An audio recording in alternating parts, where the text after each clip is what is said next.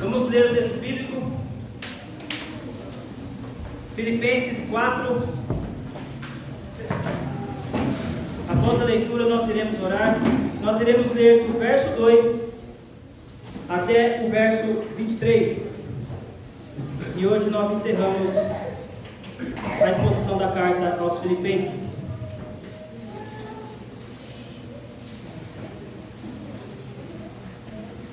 Diz assim: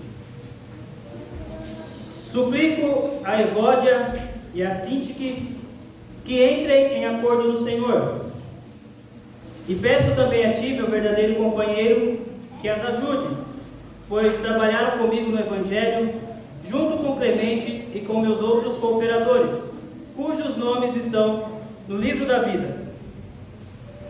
Alegrai-vos sempre no Senhor. Outra vez vos digo, alegrai-vos. Seja a vossa bondade conhecida por todos os homens. O Senhor está perto. Não andeis ansiosos por coisa alguma, pelo contrário, sejam os vossos pedidos plenamente conhecidos diante de Deus por meio de oração e súplica, com ações de graças. E a paz de Deus, que ultrapassa todo entendimento, guardará o vosso coração e os vossos pensamentos em Cristo Jesus. Quanto ao mais, irmãos, tudo que é verdadeiro, tudo que é honesto, tudo que é justo, tudo que é puro, tudo que é amável, tudo que é de boa fama, se há alguma virtude e se há algum louvor, nisso pensai. E o que aprendestes, recebestes, ouvistes e vistes em mim, tudo isso praticai, e o Deus da paz estará convosco. Alegro-me muito no Senhor por terdes finalmente renovado o vosso cuidado para comigo, do qual, na verdade, estáveis lembrados, mas vos faltava oportunidade. Não digo isso por causa de alguma necessidade, pois já aprendi a estar satisfeito em todas as circunstâncias em que me encontro, sem passar necessidade e sei também ter muito. Tenho experiência diante de qualquer circunstância e em todas as coisas, tanto na fartura como na fome, tendo muito ou enfrentando a escassez. Posso todas as coisas naquele que me fortalece. Todavia, fizestes bem em participar da minha aflição. Sabeis, ó Filipenses, que no princípio do Evangelho, quando parti da Macedônia, nenhuma igreja se comunicou comigo quanto a dar e receber, mas somente vós. Pois, enquanto eu ainda estava em Tessalônica, supristes as minhas necessidades, não só uma vez, mas duas. Não que eu procure doações, mas procuro o fruto que amplie o vosso crédito. Mas tenho tudo, até em excesso. Tenho amplos suprimentos, depois que recebi de Epafrodito o que enviastes, como aroma suave e sacrifício aceitável e agradável a Deus. O meu Deus suprirá todas as vossas necessidades, segundo a sua riqueza na glória em Cristo Jesus. Ao nosso Deus e Pai seja dada a glória pelos séculos dos séculos. Amém. Verso 21.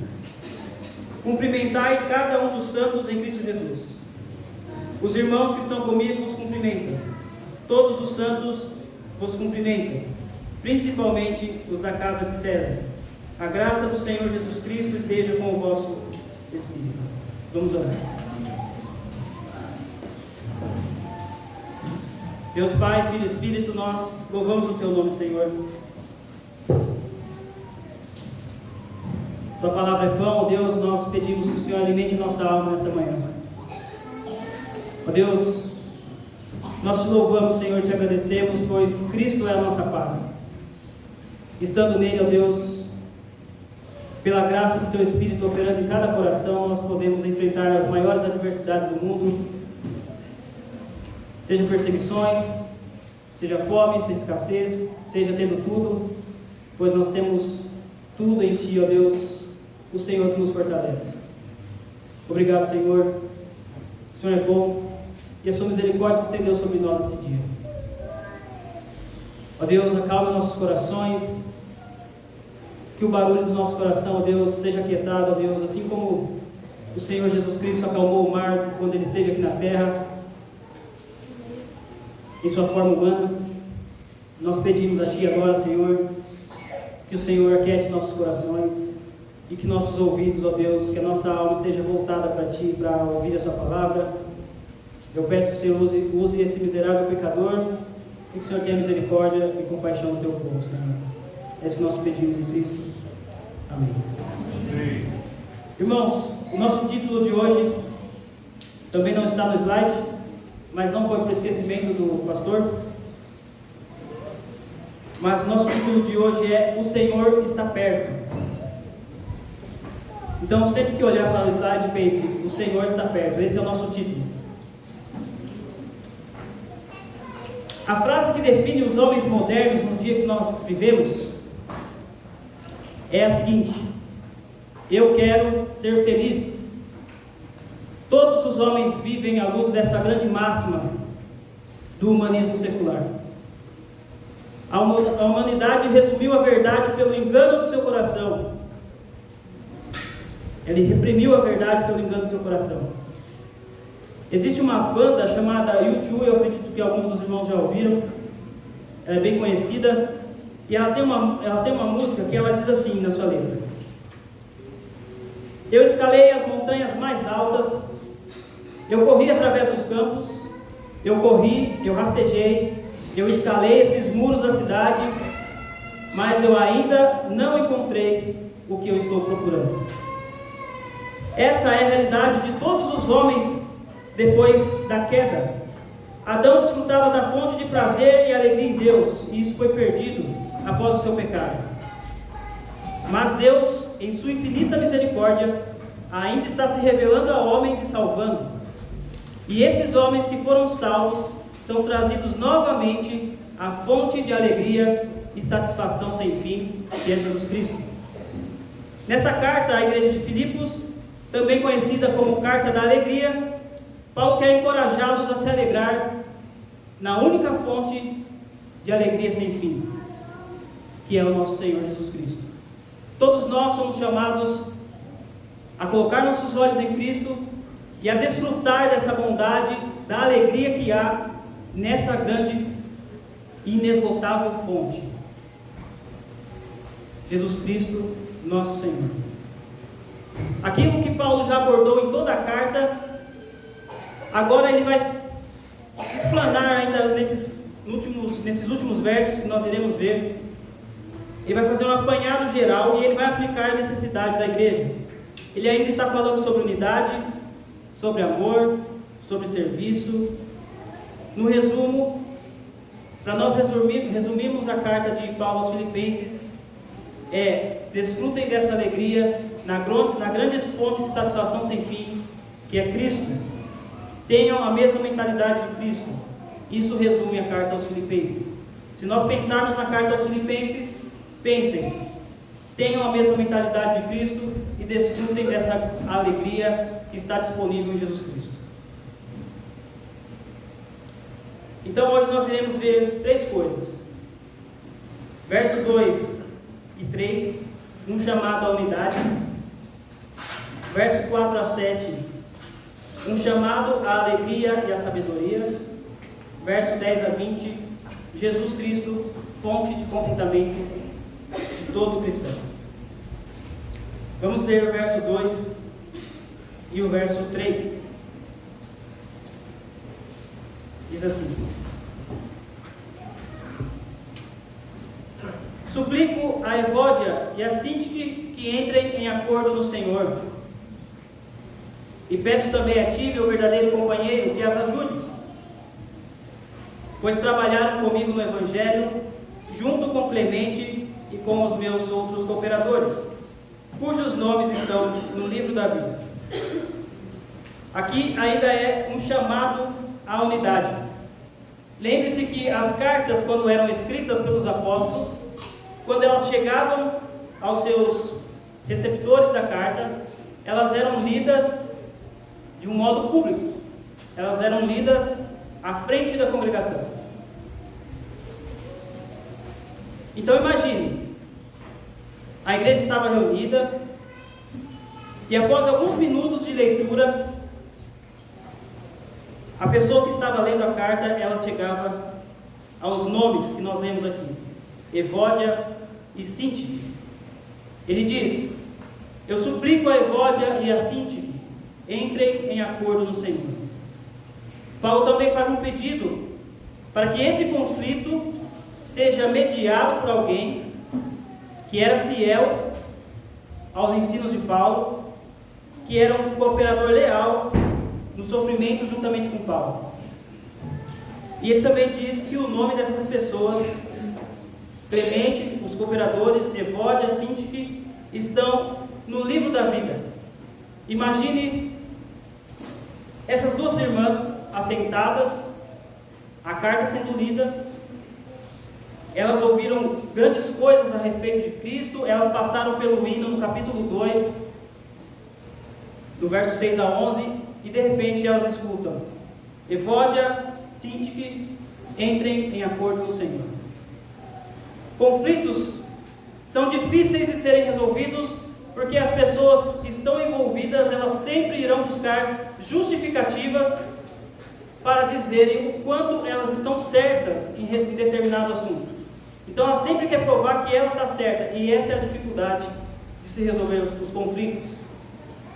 Veja aqui que Paulo não toma partido, ele não fala qual é o problema, o que indica que era um problema pessoal dessas duas irmãs, não era um problema doutrinário. Se fosse um problema doutrinário, Paulo iria abordar o problema, como ele faz em outras cartas, em Gálatas, em Coríntios, por exemplo, e ele cita essas duas irmãs. Paulo tem essas duas irmãs em alta consideração, porque elas ajudaram ele grandemente para que o avanço do Evangelho progredisse em Filipos, junto com esses irmãos, Clemente e outros cooperadores. E Paulo mostra a fonte de onde elas devem entrar em acordo: no Senhor. Quem era esse verdadeiro companheiro de jugo de Paulo? Nós não sabemos, porque Paulo não informa quem é. E a palavra que é usada para descrever essa pessoa, leal companheiro de jugo, também pode ser um nome próprio. Então, é difícil a gente chegar a um nome em relação a isso. Mas o que Paulo diz é: fiel companheiro de jugo, ajudem essas irmãs, Evódia, Síntique, a entrarem em acordo. O ensino de Paulo é: ambas as irmãs, essas duas mulheres, elas precisam abandonar a opinião própria e entrar em acordo no Senhor. E isso nos lembra o hino central da Paulo aqui na carta, no capítulo 2, versos 6 a 11, que significa que elas devem ter a mesma mentalidade de Cristo, que embora sendo Deus, que o ser igual a Deus era algo a que elas deviam apegar-se. Cristo fez isso. Há muito que nós não sabemos aqui. Quem era Evódia, quem era Síntique, Clemente, qual era o motivo da disputa, como ela afetou a igreja, como essa disputa afetou a igreja. Nós não sabemos nenhuma resposta para essas perguntas, mas nós aprendemos dois fatos importantes aqui. Primeiro, Paulo vê a igreja como uma comunidade onde as pessoas devem assumir a responsabilidade umas pelas outras. Nós vivemos em uma era em que as pessoas vivem e não querem saber da opinião dos outros para nada. Não é da minha conta o que os outros fazem. Mas o modo como Paulo lida com a igreja aqui é diferente. O que as irmãs Evódia, Síntique, Clemente, esses outros irmãos fazem, tem importância. A igreja deve ajudar essas mulheres a se unirem e a cuidarem uma das outras. Qualquer desavença na igreja é motivo de preocupação para Paulo. Paulo não se opõe ao tornar o problema e o nome dessas irmãs público, se isso vai resolver o problema. Ele pode recorrer às pessoas específicas da igreja, presumivelmente respeitada por todas as partes, e atribuir publicamente a responsabilidade a elas para ajudar a resolver o problema. Para Paulo, os problemas dentro da igreja são motivo de preocupação para toda a igreja. E isso se deve ao forte senso de Paulo de que a igreja, ela é uma comunidade, ela é uma família. Todos os conflitos pessoais que nós temos podem ser resolvidos com o Evangelho. Todos, sem exceção. A pergunta é, por quê? Porque o grande problema, o grande conflito foi resolvido na cruz. O Deus Filho se fez carne e morreu na cruz para resolver o maior conflito do mundo, a separação de Deus e dos homens. Ao morrer na cruz, Cristo resolve a inimizade entre Deus e os homens. Ele pega essas duas partes e une em si. Talvez hoje você esteja em conflito com alguém. Talvez, se a carta fosse endereçada à Igreja Batista de Indaiatuba, você ouviria o seu nome na carta. Certamente você ouviria seu nome na carta. E nós iríamos ouvir da parte de Paulo: entrem em acordo no Senhor. Note que ele não diz, descubra quem está certo, chame uma terceira pessoa para julgar entre as duas partes e puxar a sardinha para um lado ou para o outro. Ele não faz isso, ele diz, resolvam o seu problema no Senhor. Considerem o outro superior a si mesmo, assim como Cristo. Não se preocupe com aquilo que é seu, assim como Jesus Cristo. Não faça nada por vaidade, por rivalidade, por orgulho. Haja de acordo com aquilo que você é. É isso que nós tiramos aqui desses dois versículos. Talvez você, marido, esteja em desavença com sua esposa, em algum conflito com sua esposa, ou a esposa com seu marido, e a exortação para você é: entrem em acordo no Senhor. Todos os nossos conflitos, todas as nossas divisões, elas podem e devem ser solucionadas, não porque um é melhor que o outro, mas porque nós somos cristãos. E isso define a forma como nós lidamos com todos os nossos conflitos, com todos os nossos problemas. Se você está em desavença com alguém, em conflito com alguém, seja seu pai, seu irmão, sua esposa, seu marido, resolvam isso no Senhor. Esse é o ensino de Paulo para nós aqui, nesses versos. Deixem o orgulho de lado e entrem, resolvam esse conflito no Senhor. Entrem em acordo no Senhor. Verso 4 diz assim: alegrai-vos sempre no Senhor, e digo outra vez, alegrai-vos.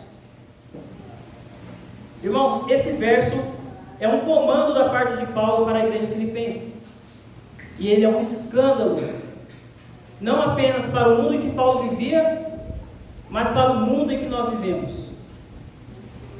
Os homens, eles querem ser felizes.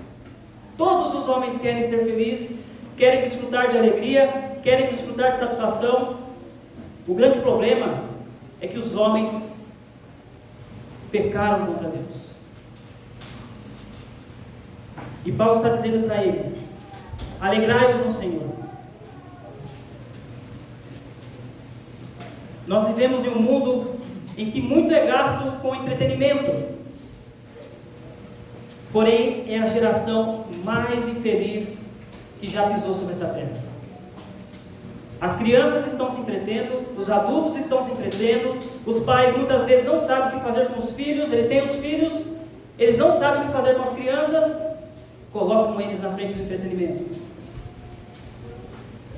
Isso não vai dar alegria. No final daquele rolar de páginas, no final do catálogo de filmes, você vai falar: meu Deus, eu perdi tanto tempo, eu ainda estou infeliz, eu ainda estou insatisfeito, porque essa satisfação só pode ser resolvida em um único lugar: em Cristo.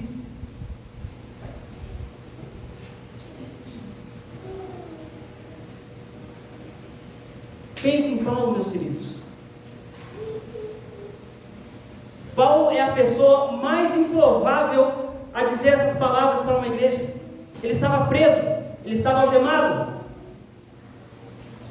A igreja estava em liberdade, sendo perseguida, mas em liberdade. E ele diz: irmãos, alegrai-vos. Alegrai-vos no Senhor. Se Paulo, nessas condições, pode dizer para a igreja: alegrai-vos, isso nos ensina que a alegria, ela não é circunstancial. Ela não depende das coisas que nós enfrentamos na vida. Não depende de prisões, não depende de perseguições. Isso deixa o crente aflito, deixa o crente aflito. Mas mesmo assim, é possível desfrutar de alegria da forma que Paulo está falando aqui. Ele diz: alegrai-vos no Senhor. A nossa alegria, ela não vem da autoajuda emocional. Ela faz parte do fruto do Espírito de Deus. Não vem da prosperidade terrena. Não depende daquilo que eu estou enfrentando. Não depende se um filho meu, diante de uma circunstância, falece, você vai se entristecer. Isso é o esperado, que você se entristeça, mas ainda assim, em meio dessas dificuldades, em meio desses choros, alegrai-vos no Senhor.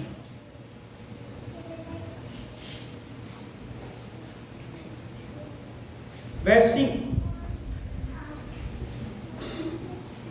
seja a vossa bondade conhecida por todos os homens, o Senhor está perto.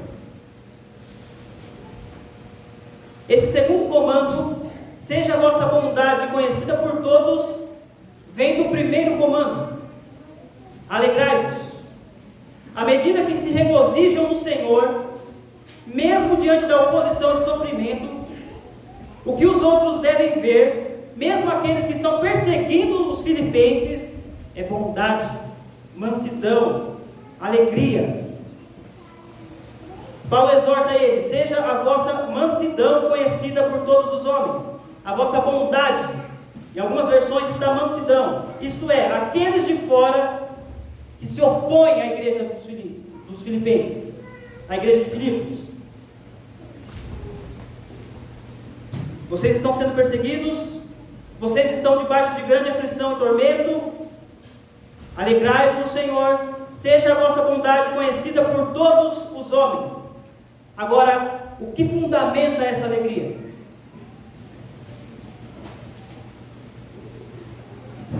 Qual que é a base para Paulo dizer para essa igreja: alegrai-vos no Senhor? Mesmo diante de tanto sofrimento, a exortação de Paulo é: alegrai-vos. E é a parte B, que é o título do nosso sermão, que fundamenta a alegria, que fundamenta a satisfação do cristão. O Senhor está perto.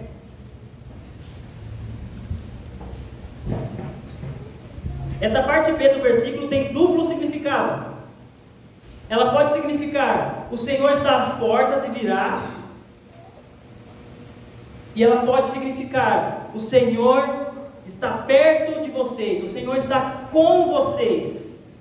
Isso é retirado do Salmo 145, verso 18, que diz: o Senhor está perto de todos os que o invocam, de todos que invocam o seu nome. Invocar na Bíblia é outra maneira de dizer orem, é outra maneira de dizer em oração. O Senhor está perto de todos aqueles que oram a Ele, que vão a Ele.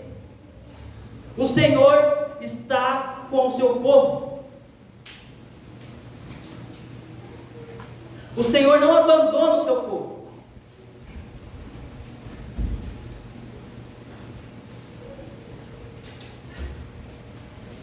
Isso que Paulo está dizendo, o Senhor está perto, serve para encorajar esses irmãos.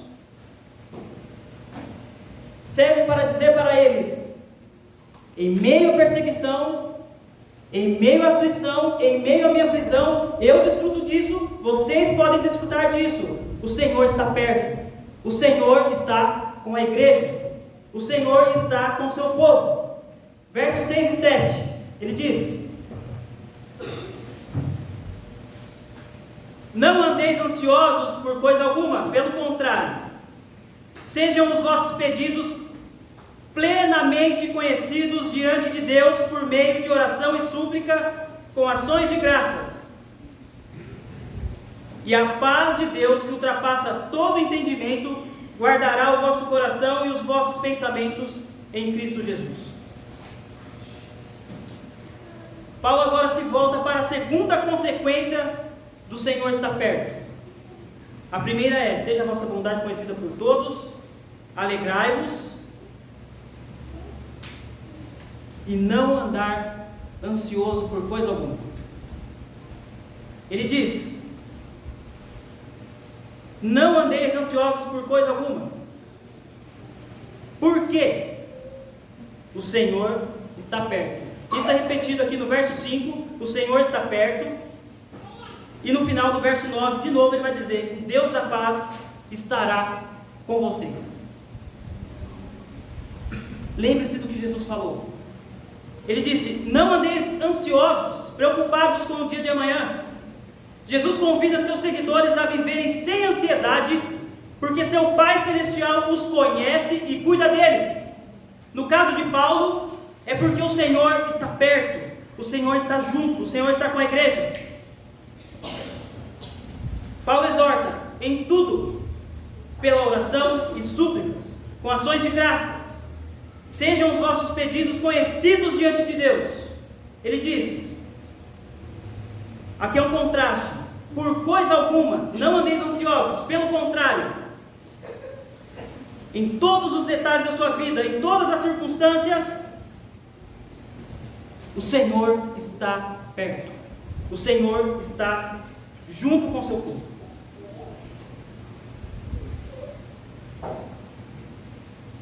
Queridos, muito das nossas preocupações, muito da nossa ansiedade, é porque nós não aplicamos aquilo que Paulo ensina.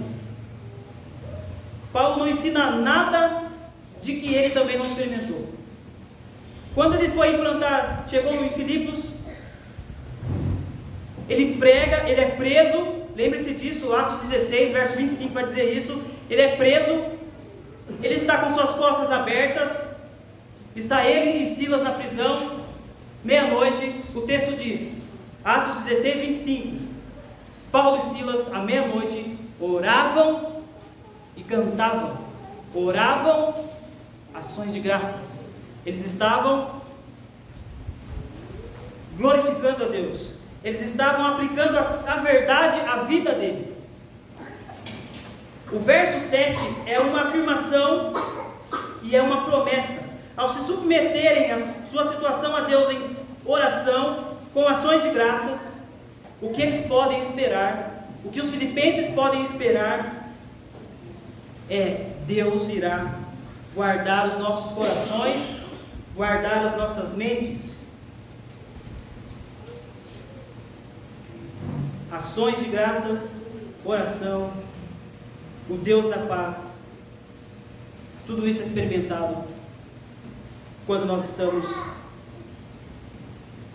nessa busca, quando nós enfrentamos essas situações e nós estamos em aflições. Paulo diz: seja a vossa súplica conhecida diante de Deus.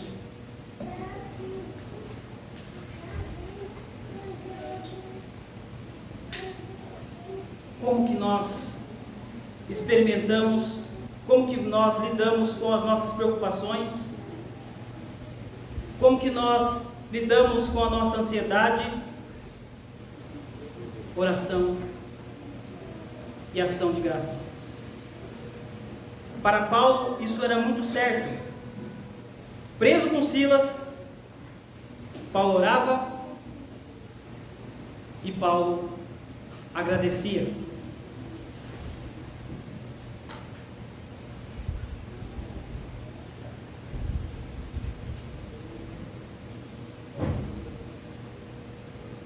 Preste atenção, irmãos. A oração não muda a circunstância, a oração não muda Deus, a oração muda você. Antes de orar, você se achega a Deus com o coração quebrado, preocupado, ansioso, com medo. Você ora a Deus e após se levantar em ações de graças, você é transformado. Esse medo, essa preocupação, essa ansiedade é transformado em paz, em alegria, em refrigério, em gozo, porque Deus está com o seu povo. E a forma como nós experimentamos essa verdade é orando a Deus, apresentando todas as nossas queixas, as nossas preocupações diante do Senhor.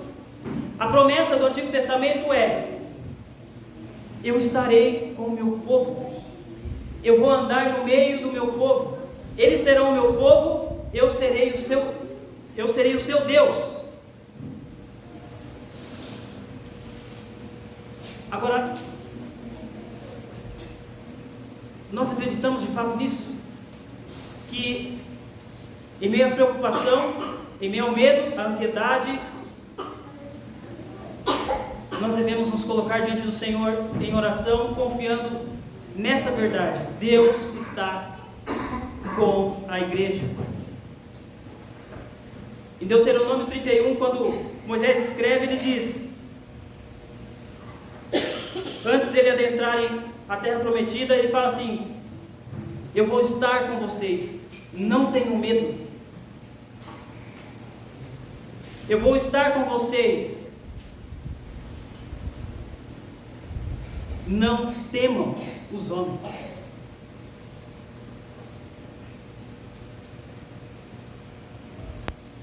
Qual que é a boa notícia, meus queridos? Como que você sabe que você é ouvido? Por causa da grande notícia: Deus se fez favorável a você na pessoa bendita de Cristo. Você não precisa mais procurar, como eu abri com a música, você não precisa mais rastejar, escalar as montanhas, os muros. Não, em Cristo Deus está com o seu povo. Todos aqueles que tiveram um encontro com Jesus, eles têm que ter essa convicção muito clara diante do seu coração: eu não sou mais um rebelde, eu não sou mais rejeitado, eu não preciso procurar mais, eu achei o meu descanso, Ele é Jesus, o Salvador da minha alma, e nele eu tenho plena satisfação, nele eu tenho plena alegria. Isso está disponível para todos aqueles que foram, melhor dizendo, tirados do mundo, que foram resgatados e estão agora em um pacto com Deus através de Jesus Cristo. Os homens estão perdidos em seus pecados, eles não podem desfrutar disso, mas Deus diz para a igreja, Deus diz: eu estou no meio do meu povo, eu estou com o meu povo em todas as suas situações, em todas as suas aflições, em todos os seus medos.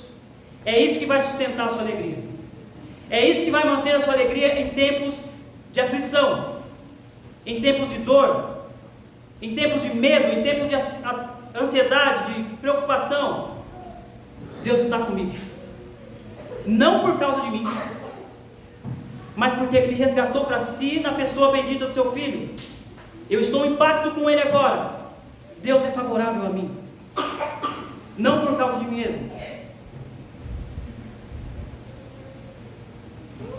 Infelizmente, muitas igrejas, eles pegam isso, aplicam de um jeito errado, dizendo que Deus está com as pessoas para abençoar, para dar aquilo que elas querem. Isso é uma blasfêmia contra Deus. Mas, preste atenção, em Jesus Cristo, Deus é favorável ao seu povo. Ele está com o seu povo na pessoa de Cristo. E nós não podemos perder isso. Se nós perdermos isso, nós perdemos o Evangelho. Deus criou o mundo para que Ele pudesse desfrutar de comunhão com os homens, para que Ele pudesse andar com o seu povo, com os homens. Isso deveria ser expandido para o mundo todo. O homem peca, isso é perdido, mas Deus prometeu que do descendente da mulher viria um,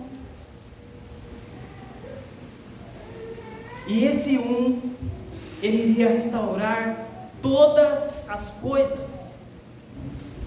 Esse descendente da mulher veio, é Jesus Cristo. Ele morreu, ressurgiu dos mortos ao terceiro dia, e Ele já começou a restaurar todas as coisas. Em Jesus Cristo nós podemos desfrutar de todas as bênçãos espirituais, e a principal, Deus está conosco. Ele é o Emanuel, o Deus presente. Nós não estamos sozinhos se nós estamos nesse pacto com Cristo. E essa é a boa notícia. Deus está comigo por causa do seu Filho bendito. Eu estava em inimizade contra Deus, eu estava perdido em meus pecados, mas Deus está comigo. Os homens dizem essa frase sem entenderem. Não, Deus está comigo. Vivem uma vida totalmente fora do pacto da graça. Isso não é para eles. Isso é para a igreja. Deus está conosco. Deus está com o seu povo. Deus está com a igreja. E isso fundamenta a nossa alegria. Não tem outro remédio, não tem outra maneira de desfrutar dessa alegria, a não ser lembrar: Deus está comigo no meio dessa dificuldade. Deus está comigo em meio a essa aflição. Essa é a base para a alegria. Esse é o fundamento para a alegria.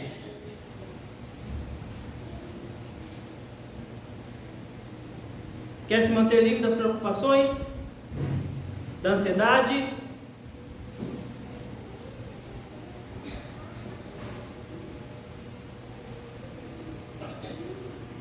Irmãos, isso não é uma poção mágica. É estar num pacto com Cristo. É render-se a esse Cristo bendito.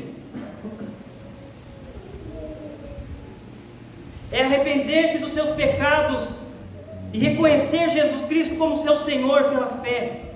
Pela fé, creia nele. Descanse nesse Cristo bendito. Ele trará descanso para a sua alma. Quer viver livre das preocupações? Eu não estou dizendo que você não vai se preocupar nunca mais. Eu estou dizendo que quando você se preocupar, quando você estiver ansioso, quando você estiver com medo, quando você estiver preocupado se o seu dinheiro vai dar no final do mês, coloque todas as coisas em oração e súplica diante do Senhor. Ele diz: e Ele guardará o seu coração e os seus pensamentos em Cristo.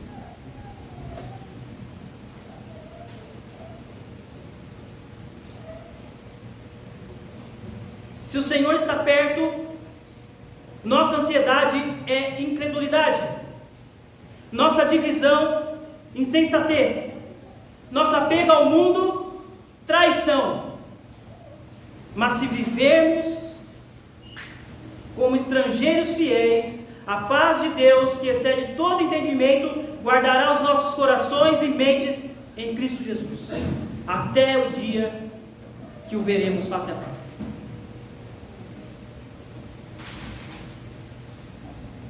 Verso 8.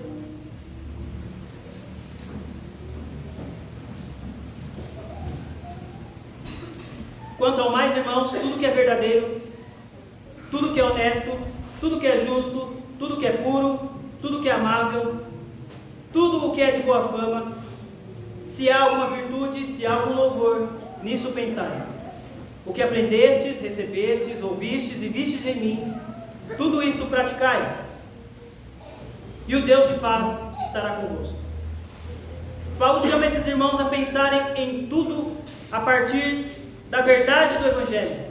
Paulo exorta esses cristãos a direcionarem seus pensamentos e ações para valores que refletem a verdade, a virtude divina. Nessa passagem, não apenas estabelece o padrão ético para ser vivido, para como eles devem viver, mas vincula a vida mental à prática cristã, enfatizando a importância de um viver coerente com o Evangelho. Paulo inicia com uma lista de virtudes que devem ocupar a mente do cristão. Tudo que é verdadeiro, respeitável, justo, puro, amável, de boa fama. Se tem alguma virtude, pensem nessas coisas. Se há algum louvor, pensem nessas coisas. Seja isso que ocupe o vosso pensamento. A palavra verdadeiro que Paulo usa aqui é a verdade que o próprio Deus determina na Escritura Sagrada. E isso tem a ver com aquilo que nós falamos. Nobre, aquilo que é sagrado, que é honroso, diz respeito à verdade, à justiça. Justo, verdade, aquilo que é certo, que é definido pelo próprio Deus e seu caráter. Puro, vem de algo santo, pensamentos corretos. Tudo que é puro tem a ver com aquilo que não está manchado ou contaminado. Amável, tudo aquilo que nós podemos dizer que nós amamos. Paulo pega essas duas palavras, amável e de boa fama, que são usadas só aqui no Novo Testamento, para dizer que as coisas que nós gostamos, que nós dizemos amável, tudo isso deve ser filtrado por essa verdade. De boa fama, aquilo que as pessoas olham e dizem, essa virtude é boa, de boa fama. Filipenses 4, 8 e 9 diz, ou melhor, é um chamado à integridade, onde mente e ação, mente e prática se harmonizam sobre as verdades, sobre os valores do reino de Deus. Paulo ensina que ao cultivar pensamentos elevados e viver o que se crê, o cristão experimenta a paz que transcende a compreensão humana. Essa passagem permanece relevante ainda em nossos dias, desafiando as nossas influências, desafiando-nos a viver de acordo com o reino de Deus num mundo que está fragmentado, num mundo que está quebrado, que está tomado pelo diabo, que está em queda, mas que todas essas coisas serão transformadas quando o reino de Deus finalmente descer sobre esse mundo.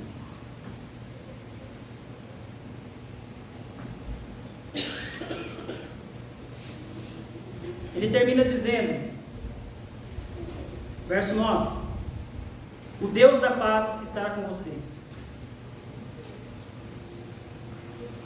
O mundo não acredita que Deus está perto.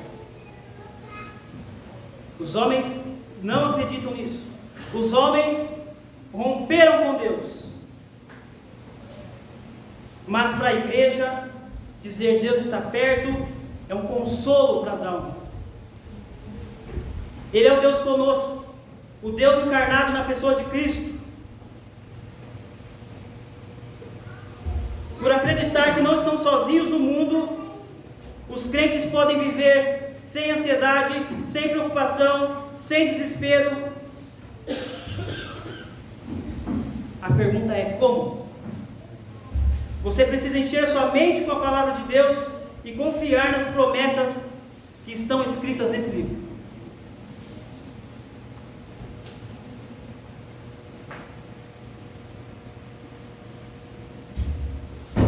Jesus disse, Mateus 28, eu estarei com vocês até a consumação dos séculos.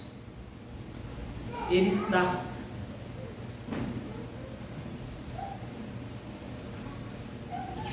Ele está.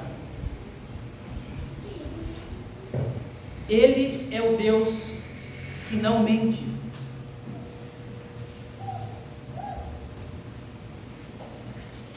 Ele está conosco. A pergunta é: do que você tem enchido a sua mente? Que tipo de influência você tem colocado diante dos seus olhos? Você tem ouvido?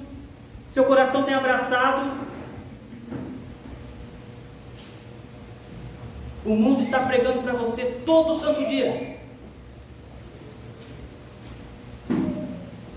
Cada dia surge com uma filosofia nova, com uma teoria nova.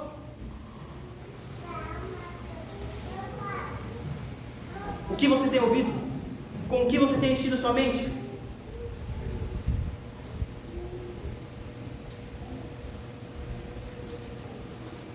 Coloque-se diante da palavra de Deus. Encha sua mente, o seu coração com a palavra de Deus.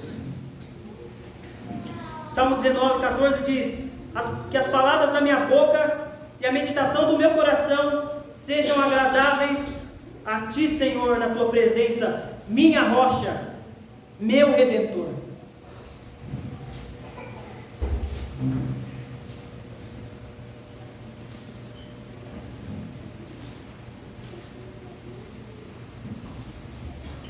Verso 10 a 13.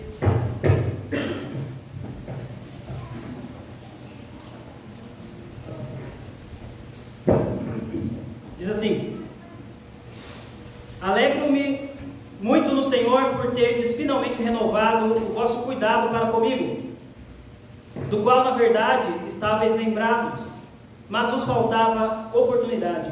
Não digo isso por causa de alguma necessidade, pois aprendi a estar satisfeito em todas as circunstâncias em que me encontro. Sei passar necessidade e sei também ter muito. Tenho experiência diante de qualquer circunstância e em todas as coisas, tanto na fartura como na fome. Tendo muito ou enfrentando escassez. Posso todas as coisas naquele que me fortalece. Nessa carta, Paulo vai dizer que se alegra no Senhor, porque os filipenses, depois de muito tempo, renovaram seu interesse no bem-estar de Paulo. A palavra usada aqui para renovar, do verso 13, é uma palavra que vem de uma metáfora botânica que significa florescer de novo, o que mostra que eles novamente renovaram o seu interesse por Paulo. O significado que Paulo diz isso não é, até que enfim, vocês tomaram uma atitude em relação a mim e mandaram contribuição para o meu sustento, para me ajudar de alguma forma, como se eles estivessem em um relacionamento de utilitário com Paulo, como se Paulo visse eles apenas como pessoas que podem ajudar ele em suas necessidades. A alegria de Paulo não é por causa da oferta em si.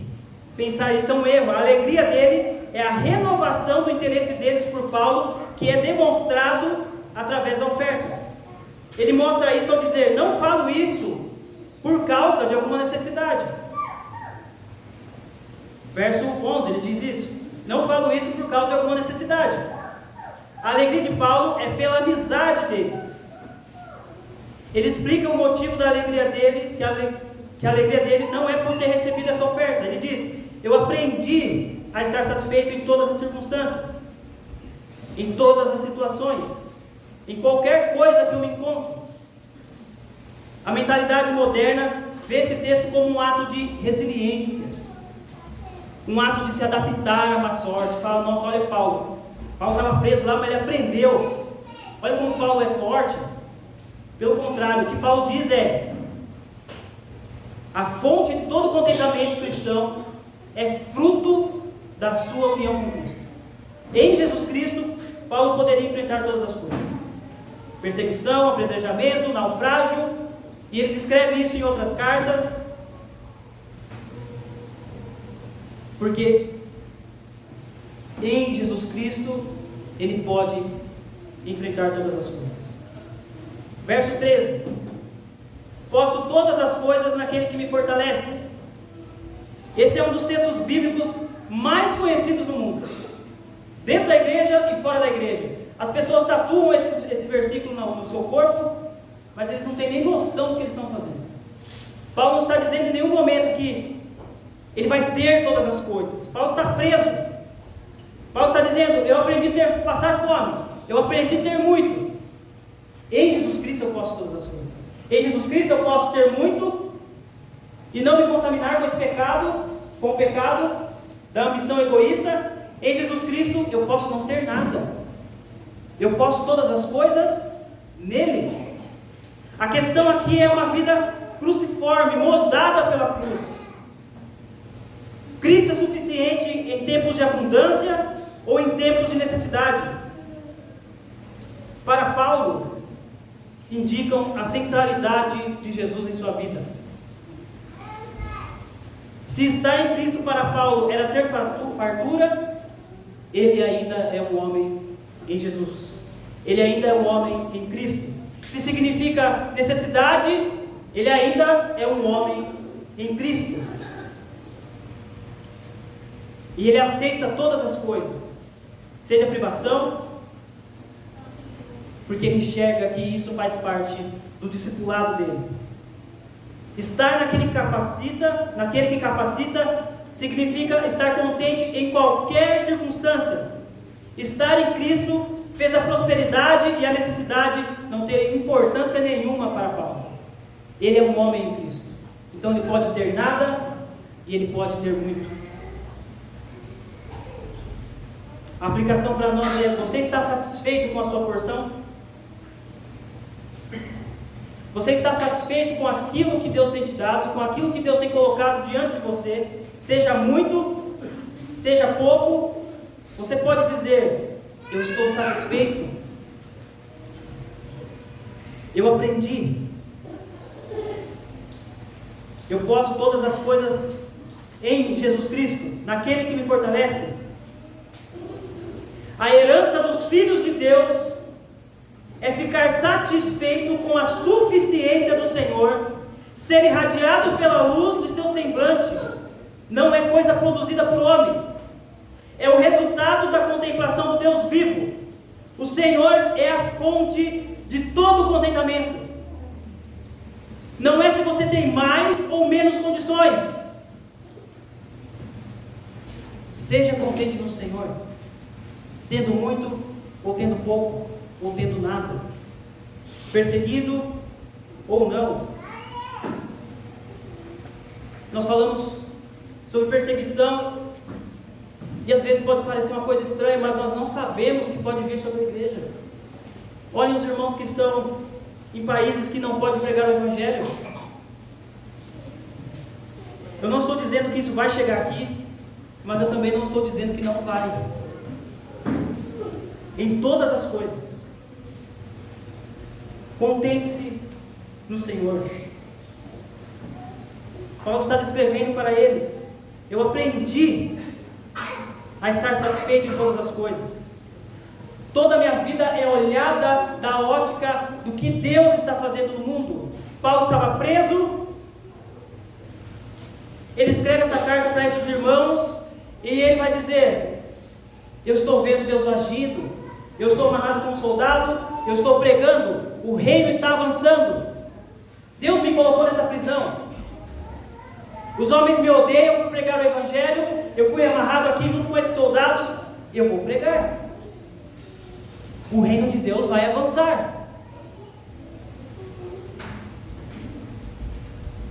Hebreus capítulo 13, abra comigo, por favor. Verso 5.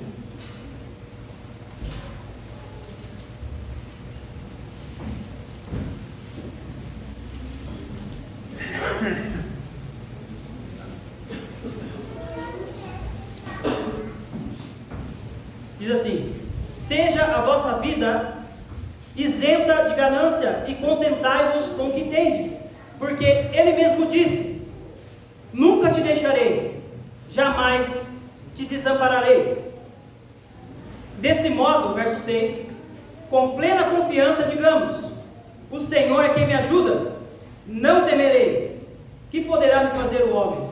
Lembre-se que a carta aos Hebreus também foi escrita debaixo de muita perseguição. Aqueles irmãos perdiam seus bens, perdiam seus empregos, eram presos, perdiam seus familiares. E o autor aos Hebreus vai dizer: Deus não deixou vocês. Em todas essas coisas, lembrem-se, Deus não deixou vocês. Queridos irmãos, isso daqui, o título que nós demos, é o que fundamenta a nossa alegria e o nosso contentamento.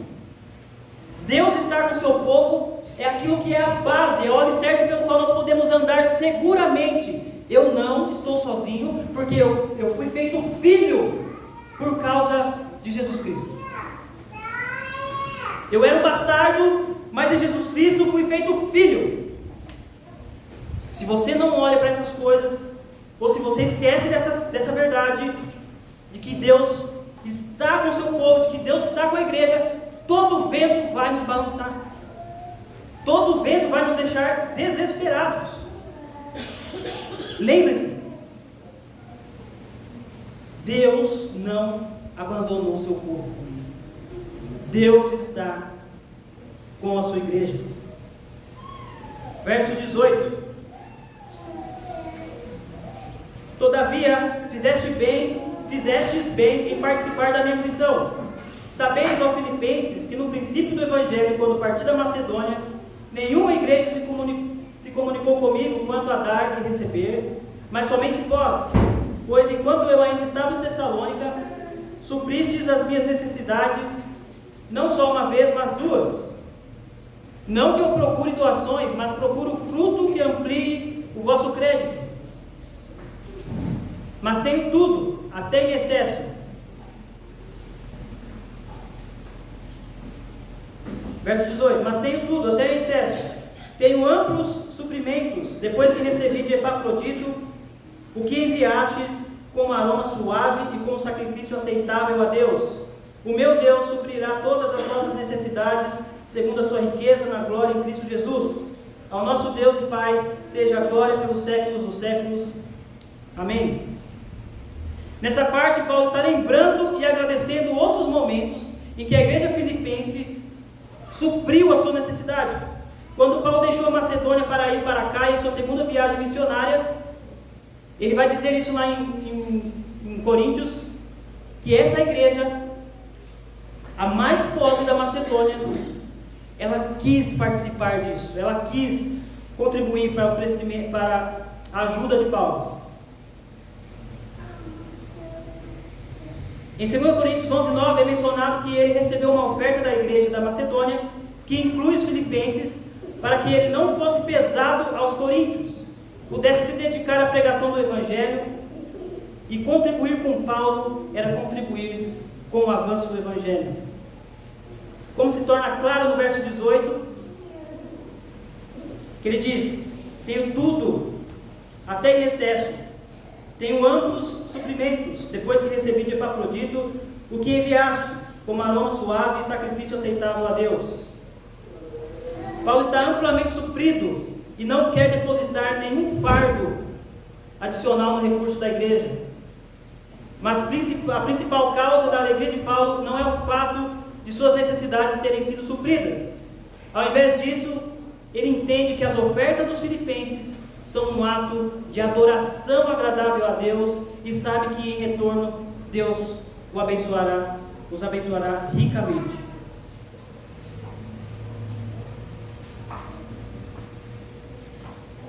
Uma aplicação disso, meus queridos: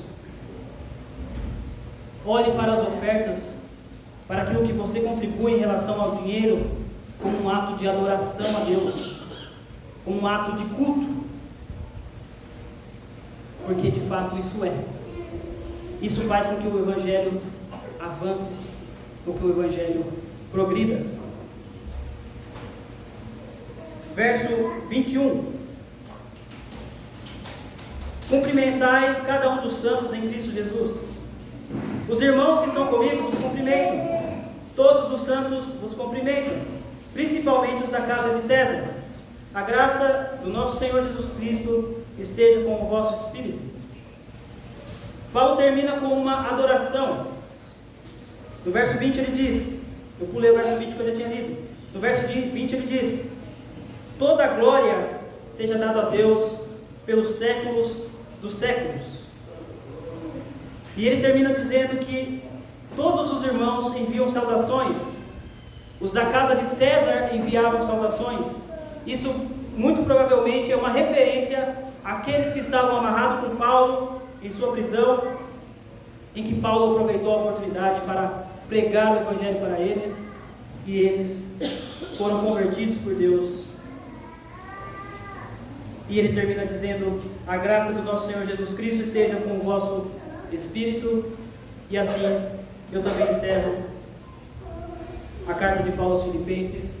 Que a graça do Senhor Jesus Cristo esteja com o vosso espírito, e que nós, ao olharmos para essa carta, poderíamos ter muito mais coisas nessa carta, nós poderíamos ver muito mais coisas, mas ao lembrar de Paulo escrevendo essa carta aos Filipenses, lembre-se, Jesus Cristo, Ele é o Senhor, o Verbo que encarnou, morreu numa cruz, mostrou o que de fato é humildade, mostrou como nós devemos viver nossas vidas, não na nossa particularidade, como no exemplo que nós vimos aqui de Evódia e Sintique. A igreja precisa sim participar de todas as coisas. E lembre-se, a carta de Paulo aos Filipenses é a carta que ele fala da alegria, e a base para essa alegria, a base para a satisfação é que Deus está conosco em Jesus Cristo. Bem, meus irmãos, vamos orar.